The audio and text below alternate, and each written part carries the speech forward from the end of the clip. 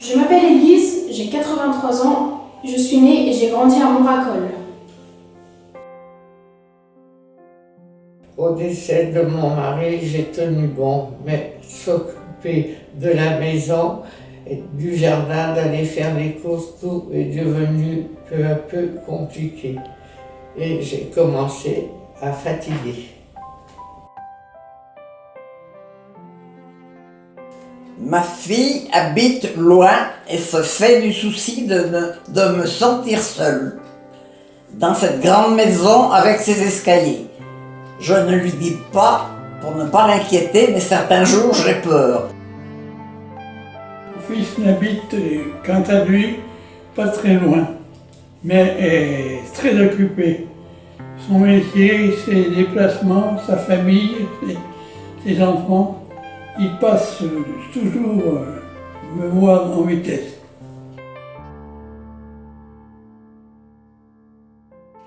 Il peut s'écouler des jours sans que je voie personne. Heureusement, mon vieux chat Léon est là. Je lui fais la conversation et il ronronne. Et puis, il y a eu cette maudite chute en descendant la cave, une nuit seule par terre. Je peux vous dire que j'ai eu le temps de réfléchir.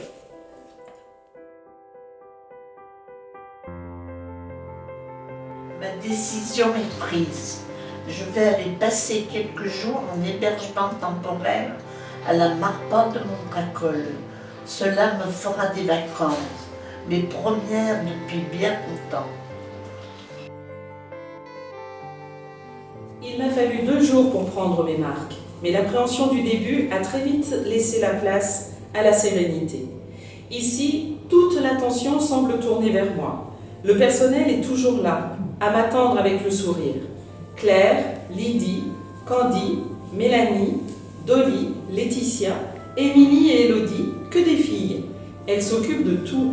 L'animation, la cuisine, le ménage. Elles connaissent chaque résident, ses petites habitudes, un peu de son histoire. Nous sommes chouchoutés, libres de faire ou de ne pas faire. C'est ce qu'on appelle l'accompagnement personnalisé. Ici, je continue à faire mon lit. C'est bon pour votre autonomie, disent-elles. Je suis restée 2 semaines en hébergement temporaire. J'ai tout vu. Et j'ai même les tarifs et un dossier d'inscription. Je vais vous faire une confidence. Je suis un peu triste de rentrer chez moi toute seule. Bien sûr, Léon, mon chat, m'attend, mais bon.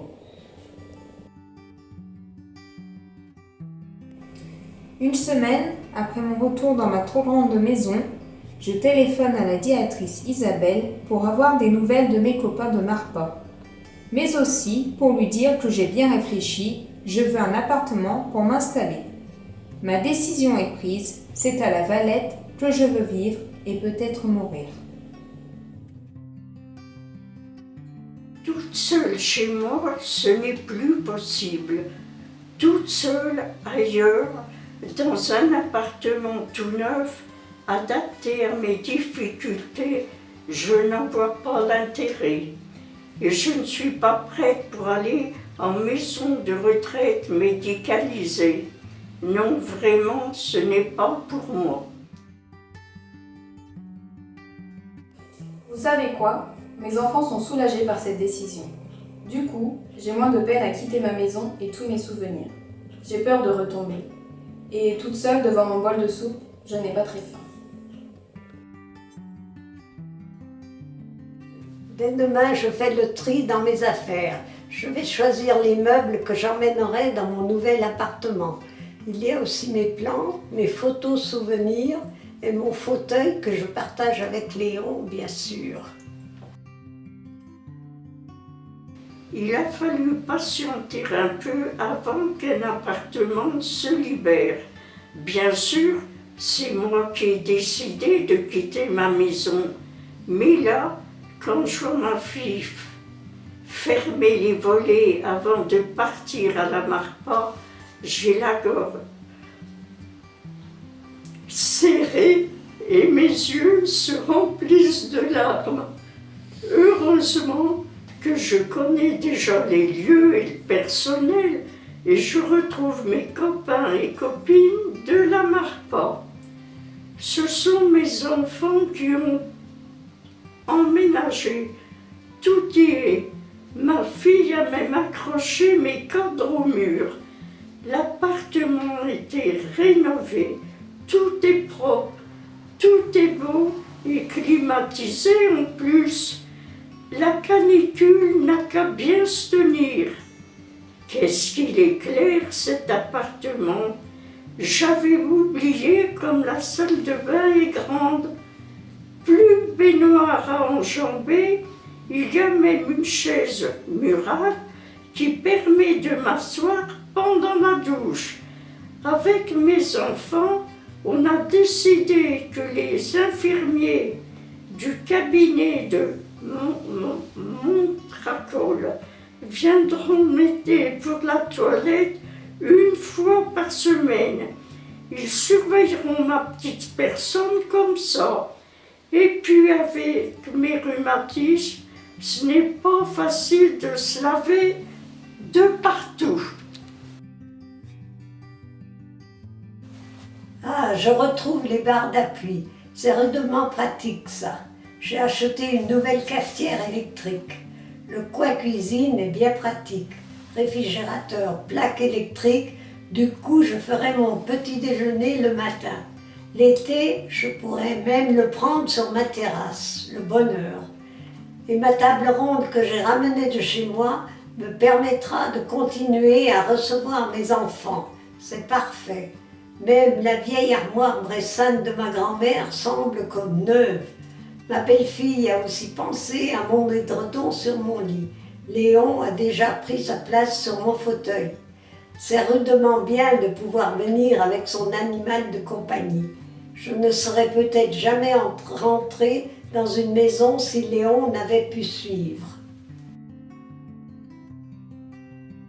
L'équipe est venue me saluer et déjà elle m'invite à venir prendre le goûter avec les autres résidents, en salle à manger. Il paraît qu'ils m'attendaient avec impatience, avec des points de suspension. Isabelle, la directrice, me rassure, le dossier administratif sera dans la semaine. Prêt, oui, enfin, ouais. Rien de presse. Ma fille vient d'arriver elle aussi et je lui fais visiter. Elle restera dîner avec moi ce soir en salle à manger car un apéritif de bienvenue est servi en mon honneur. Il y a même le président de la Marpa. Je le connais d'avant car il est maire du village d'à côté.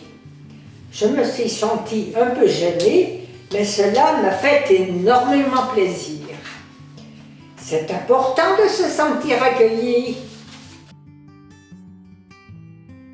Ce qu'il y a de bien à la Marpa, c'est que lorsque je veux être seule, je reste chez moi et si je veux voir du monde, je n'ai qu'à sortir de mon appartement et tout de suite je suis avec les autres. Ici, tout le monde se connaît, il faut dire que nous sommes une vingtaine, c'est plus facile. J'ai des voisins très gentils, discrets. J'avais peur de déranger ma voisine de droite avec la télévision, mais elle m'a dit qu'elle ne l'attendait pas. Et pourtant, je la regarde souvent jusqu'à 1h du matin, comme dans ma maison avant, avec Léon sur mes genoux. Mon voisin de gauche est un peu sourd. Chaque jour, il y a quelque chose de nouveau de proposé sur le tableau des animations. Moi, tout de suite, j'ai voulu participer à la préparation de la soupe de légumes. J'adore éplucher les beaux légumes. Cela me rappelle ma vie d'avant. Ça sent bon la soupe qui cuit. Ici, les filles nous disent « On cuisine comme nos mamans nous ont appris ». Qu'est-ce qu'on mange bien? En 2 semaines, j'ai déjà pris 3 kilos. Mais il est vrai que je suis gourmande. J'inviterai mes enfants pour Pâques comme je le faisais auparavant. Pour les repas de fête, il y a toujours des nappes blanches en tissu, pas en papier, comme pour mes repas de famille. J'ai vu qu'il y avait parfois des sorties gastronomiques. Il paraît que chaque année, ils vont au restaurant pour fêter le Nouvel An chinois. Je n'ai jamais mangé chinois, moi. Oh là là, avec des baguettes en plus. Cet après-midi, c'est dictée pour rigoler. C'est avec Isabelle. Elle choisit toujours des tests drôles. On rigole bien. J'ai fait 3 fautes la dernière fois. Mais ma voisine m'a rassurée. Ce ne sont pas des fautes, seulement des erreurs. Vous savez quoi? Il y a même de la Zumba, tous les 15 jours, le vendredi après-midi, avec Carla. C'est tonique. Je suis un peu perdue car c'est rapide, mais c'est surtout un bon moment où même l'équipe participe. Samedi dernier, il ne faisait pas beau. Ma voisine d'en face est venue me chercher pour jouer au Scrabble. Je n'y avais jamais joué. Et moi qui pensais qu'on n'apprenait plus rien en vieillissant, eh bien je me trompais.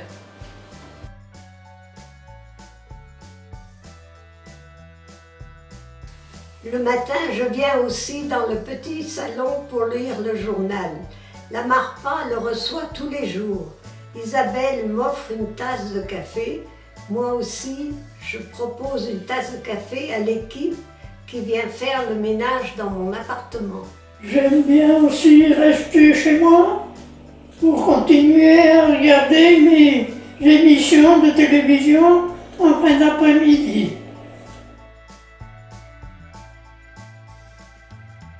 Un agent d'accompagnement prépare et sert les petits déjeuners dans les appartements pour les résidents qui le souhaitent ou qui ne peuvent plus les préparer tout seuls. Puis, elles arrivent dans les appartements pour faire le ménage. Le lundi, la salle de bain et la cuisine, le mardi, les sols, le mercredi, la poussière. Elles reviennent enfin le vendredi si besoin. Je paie en plus, mais fini les corvées. Tout pareil pour le linge. Je n'ai jamais aimé repasser, moi. Et elles le font très bien. Elles rapportent mon linge chez moi et je le range dans mon armoire. J'aime bien qu'elles viennent me voir dans mon appartement. Elles ont toujours un mot gentil et surtout, elles prennent le temps de s'intéresser à moi, à ma vie et à Léon bien sûr.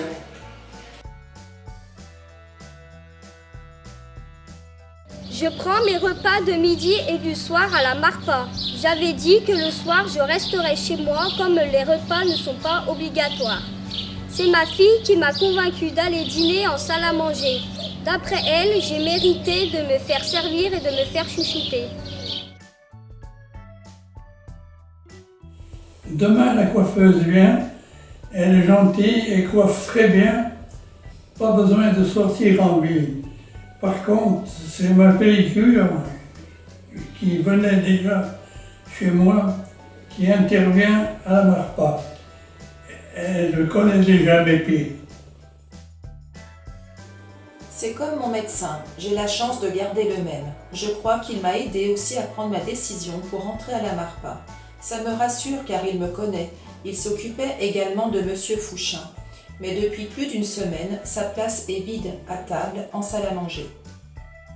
Comme tous les débuts d'après-midi, Monsieur Fouchin sortait marcher tout autour de la Marpa. Mais jeudi dernier, il est tombé juste devant ma fenêtre. J'ai eu peur, j'ai tout de suite appuyé sur le bip de la téléassistance et aussitôt, Mélanie, une fille du personnel, est arrivée. Monsieur Fouchin a été hospitalisé. Après son départ dans l'ambulance, Candy est restée avec moi le temps que je me remette de mes émotions. C'est vrai que cela m'a un peu bouleversée. L'hospitalisation a été annoncée à tous les résidents avant le dîner. Nous en avons reparlé avec mes voisins de table. Ça fait peur l'hôpital. Avec Isabelle, la directrice, nous abordons souvent le sujet de la perte d'autonomie.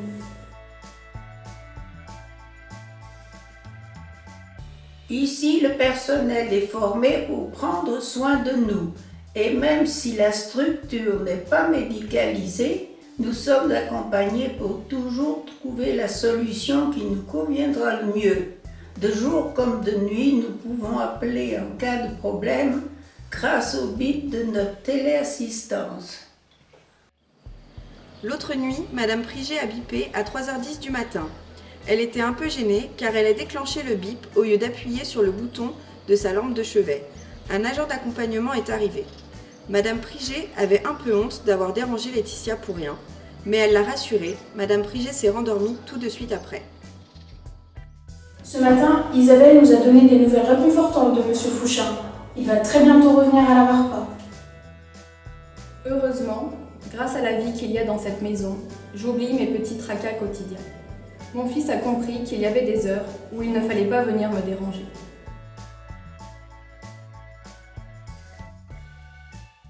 Après le repas de midi, avant de quitter la salle à manger, je lis toujours la fiche d'animation, car j'oublie parfois quel jour nous sommes. Oh, ne me dites pas que cela ne vous est jamais arrivé. J'ai oublié de vous dire que le personnel lit la fiche d'activité avant le déjeuner chaque lundi. Tous les jeudis à 11 h, il y a une demi-heure de gym douce menée par Claire. Mais ce que je préfère, ce sont les jeux de mémoire. Cet après-midi, on fête l'anniversaire de Madame Varbeau, notre doyenne. Elle est à la Marpa depuis l'ouverture. Eh ben, ça lui a plutôt porté chance. Sa famille sera là pour le goûter, et puis on va chanter avec les paroles des chansons à lire. Ça va tout seul. Il paraît même qu'on chante bien. Pour fêter l'été, Isabelle a organisé un pique-nique sur la pelouse de la Marpa. Mais comme on est vieux, elle n'a pas voulu nous faire asseoir par terre. Elle a demandé à Candy si Fred, son compagnon qui est paysan, pourrait apporter des bottes de paille. On s'est assis dessus, ça m'a rappelé la journée des poils chez mes parents. Avec nos chapeaux bien installés sur la paille, nous nous sommes bien régalés. Quelle belle journée! La semaine dernière, nous sommes allés passer l'après-midi à la Marpa de Breno. Figurez-vous que j'y ai retrouvé une cousine que je n'avais pas vue depuis plus de 10 ans. Il y a aussi les rencontres avec les enfants de l'école maternelle de Montracol. Nous avons préparé ensemble des bugnes à la Marpa et le lendemain, nous sommes allés les manger à l'école. Les élèves et les instituteurs nous ont très bien reçus. Nous avons chanté ensemble. Que de souvenirs d'enfance dans mon école. Elle a bien changé. Je vais aussi parfois jusqu'au jardin voir les légumes et les jolies fleurs. L'équipe fait de beaux bouquets pour fleurir la salle à manger. Mais ce que je préfère, c'est rendre visite aux poules. La noire s'appelle Minute et la marron s'appelle Cocotte. Vous voyez, je me souviens de leurs prénoms. Le personnel s'occupe bien d'elles et elles aussi mangent de bonnes choses. Malheureusement, nous n'avons pas le droit de consommer des œufs. C'est la loi. Moi qui pensais avoir laissé mes souvenirs dans ma maison, en fait, j'en ai ramené beaucoup avec moi dans ma nouvelle vie à la Marpa. Et contrairement à ce que je pensais, ce n'est pas triste.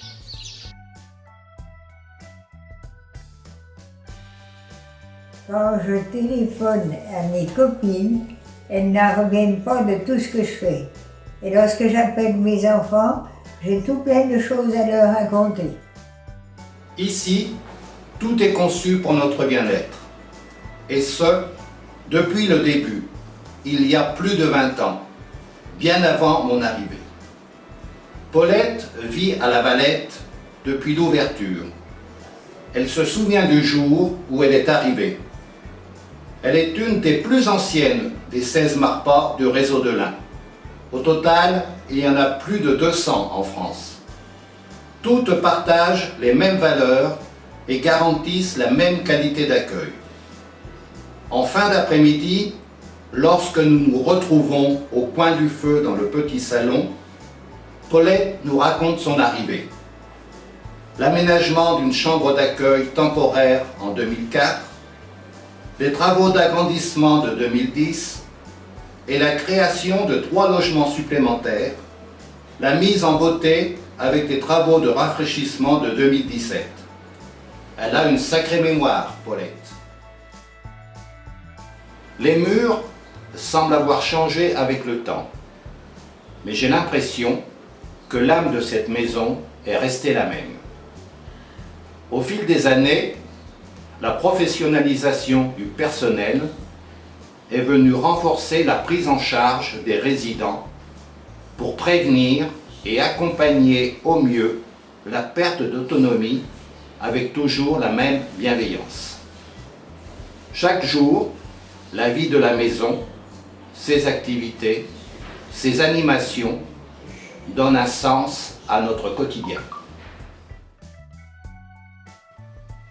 Être acteur de notre vie nous aide à rester autonomes.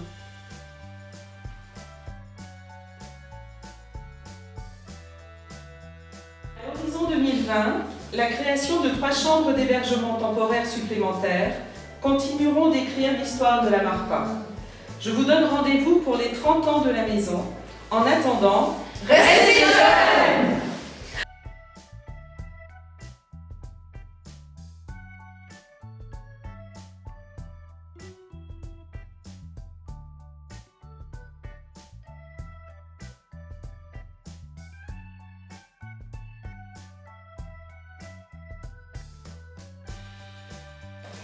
J'y vais? Oui. L'équipe est venue me saluer et déjà, elle m'invite à venir prendre le petit déjeuner. Comme à la maison, il a fallu... alors, attendez, ça va pas comme à la maison. Alors, comme à la maison, il a fallu patienter. Il manque quelque chose là. Qu'est-ce que... Oui, il manque quelque chose là. L'équipe... Oui, mais là, on ne sait pas qui c'est, l'équipe. Mais l'équipe est venue et rien ne presse. Oh non, rien ne presse. Et on boira l'apéritif, une bouteille de champagne. Oh.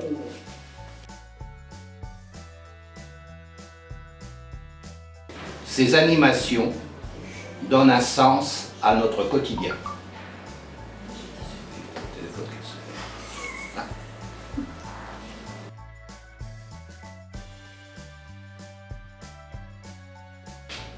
Je vous donne rendez-vous pour les 30 ans de la Marpa. En attendant, restez jeunes!